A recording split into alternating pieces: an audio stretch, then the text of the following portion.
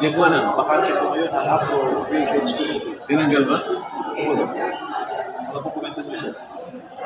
O, baka narinig nila yung mga pang-usap kanina sapagkat milyong-milyong tao na siguro yung nagsalipon. Pag-usapan yung pag-uusap ng mga Pilipinas. At nakabate naman lahat sa katwira. Nakita mo naman ang isang piraso ng kamatis, 30 pesos. So, Hindi ka maliligalit. yung response din sir ay sa pagkakaon. Meron tayo. Anong naging dahilan? Nagpublang bigla si Congressman. Kailan? Kasi nagpublang po daw sa na walang pagtutol sa plenary. O de, maganda, di ba?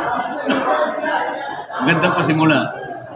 So, uli na lang si Congressman Unat ay dinadaing niya na wala rin sa pagbabalik sesyon ngayong araw, wala rin kopya, physical copy, even copy ang mga Congressman.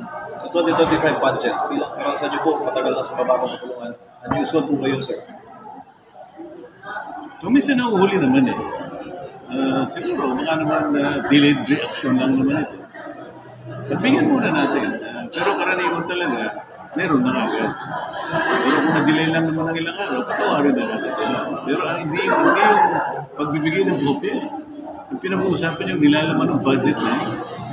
Kapag napakaraming nag-react sa kinatuparan sa naging final form ng budget.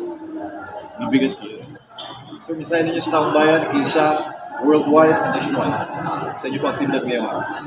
Sana po yung isang tinig na yun na pinangunahan ng Iglesia ni Cristo ay magkaroon po ng katuparan.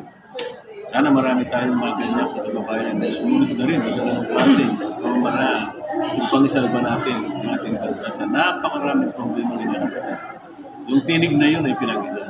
Kung dadami pa yun, baka yung nabibinging mga tenga ng ating mga kababayan, lalo na yung nanunungkulan, ay matigatig naman. Sumama na ito sa kaisa. Salamat sa atin.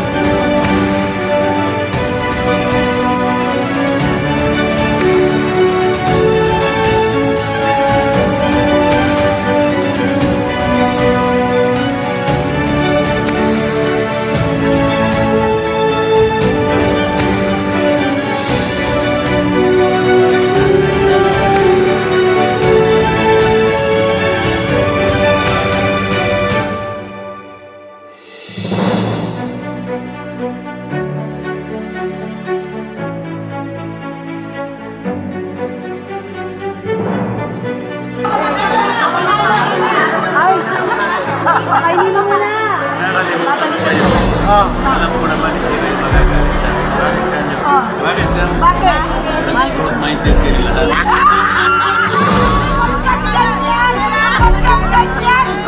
Mga naman, hindi kayo broad-minded? Basta, panalo Panalo ka na, Senator. 100%. OFW na. Wala na. Kakain na po siya. Papalaan. Nakakakain.